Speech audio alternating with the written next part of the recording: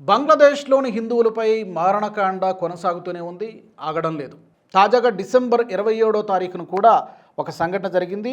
2 కుటుంబాలకు చెందినటువంటి ఒక 5 ఇళ్లను తాళాలు వేసేసి లోపల మనుషులు ఉన్నా కూడా తాళాలు వేసేసి వాటికి నిప్పెట్టించారు. అయితే అక్కడ ఉన్నటువంటి ప్రాపర్టీస్ కానీ లోపల ఉన్నటువంటి వస్తువులు అన్నీ కూడా కాలిపోయినాయి. కొంతమంది తప్పించుకున్నారు గాయాలతో. అయితే ఎవరు చనిపోయినట్టుగా ఇంతవరకు మనకు వార్తలు రాలేదు. పర్టికులర్గా ఈ డిసెంబర్ 27న జరిగినటువంటి ఇన్సిడెంట్లో మిడ్ డిసెంబర్లో కూడా ఇలాంటి సంఘటనలు చాలా జరిగాయి. ఎక్కడికెక్కడ జరుగుతూనే ఉంది. హిందువుల గ్రామాలు, హిందువుల ఇల్లు ఎక్కడైతే ఏ ప్రాంతంలో అయితే ఎక్కువగా ఉంటాయో వాటిని టార్గెట్ చేసి ఈ జిహాదీ మూకలు వాటికి తాళాలు వేయడము, వాటికి నిప్పంటించడం కూడా జరుగుతుంది. ఈ దాడుల్లో చాలామంది చనిపోతూ ఉన్నారు, కొంతమంది గాయపడుతూ ఉన్నారు. ఈ గొడవంతా కూడా మనకు తెలుసు. దీపు చంద్రదాస్ అతన్ని సజీవ దహనం చేసేశారు, చెట్టు కట్టారు. ఈ ఉదంతం ప్రపంచవ్యాప్తంగా కూడా చర్చనీయాంశంగా మారింది. అది జరిగినటువంటి ఒక వారం 10 రోజులకే మరొక హిందూ వ్యక్తిని కూడా, అమృత్ మోండల్, అతన్ని కూడా దాడి చేసి చంపేశారు. అతని పేరు సామ్రాట్ అని కూడా అంటారు. దీపు చంద్రదాస్ మరణం తర్వాత అమృత్ మోండల్ని చంపేశారు. ఆ తర్వాత ఇది సరిపోదన్నట్టు కూడా వీధుల్లో ఎక్కడ హిందూ మహిళలు కనబడినా వారిపై దాడులు చేస్తున్నారు, భౌతిక దాడులు చేస్తున్నారు. అంటే టార్గెటెడ్ అటాక్స్, టార్గెటెడ్ కిల్లింగ్స్ అనేవి బంగ్లాదేశ్లో జరుగుతూనే ఉన్నాయి. ఏదో తూతూ మంత్రంగా విచారణ కొనసాగుతున్నా కూడా ప్రభుత్వం, అక్కడున్నటువంటి తాత్కాలిక ప్రభుత్వం ఈ దాడులను ఆపడానికి ఏమాత్రం కూడా చిత్తశుద్ధి లేనట్టుగానే వ్యవహరిస్తోంది. ఈ దీపు చంద్రదాస్ అనేటువంటి చంపినటువంటి దుండగుల్ని పట్టుకున్నామంటూ మీడియా ముందు ఒక 7గురిని పెట్టారు. కానీ ఆ పట్టుకున్న తర్వాత 1-2 రోజుల్లోనే అమృత్ మోండల్ అనేటువంటి వ్యక్తిపైన దాడి జరిగింది. అతన్ని కూడా చంపేశారు. ఇవి మీడియాలో రిపోర్ట్ అయినటువంటి వార్తలు. మీడియాలో రిపోర్ట్ కానటువంటి వార్తలు కూడా చాలా ఉన్నాయి. ఈ మధ్యనే అమిత్ మాల్వియా గారు తన ఎక్స్ హ్యాండిల్లో ఈ యొక్క విషయాన్ని షేర్ చేశారు. హిందువులపై జరుగుతున్నటువంటి దాడులు, మారణకాండ బంగ్లాదేశ్లో ఆగడం లేదు. ఈ యొక్క దాడుల్ని బంగ్లాదేశ్కి చెందినటువంటి రచయిత్రి తస్లిమా నస్రీన్ ఆమె కూడా ఖండించారు. ఇది తప్పిది.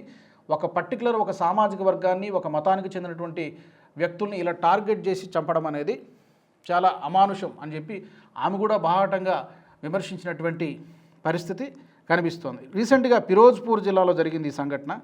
అంతకుముందు కూడా డుమ్రీ టోలా అనేటువంటి గ్రామంలో కూడా ఒక కుటుంబం నిద్రపోతూ ఉండగా ఈ జిహాదీ మూకలు ఇంటికి తాళాలేసి నిప్పెంటించారు.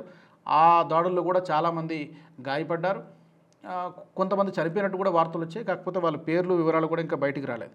ఓవరాల్గా ఈ ఎక్కడెక్కడైతే ఈ హిందువుల ఇల్లు తగలబెడుతున్నారో బయట బెంగాలీలో ఒక స్లోగన్ రాసి పెడుతున్నారు.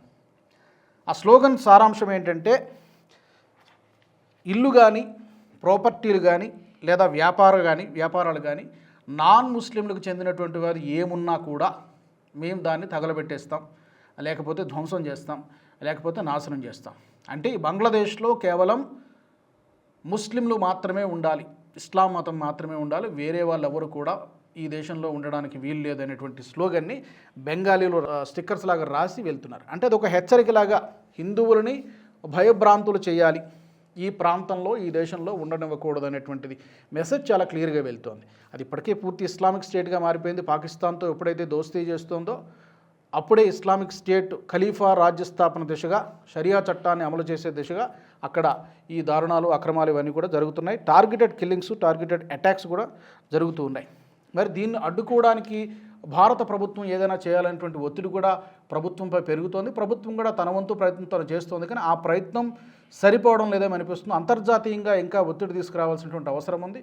ఎందుకంటే ఇది బంగ్లాదేశ్లో ఇంటర్నల్ మ్యాటర్ అని చెప్పి కొట్టిపారేస్తున్నారు, కానీ ఇది హ్యూమన్ రైట్స్ వైలేషన్ కూడా జరుగుతోంది.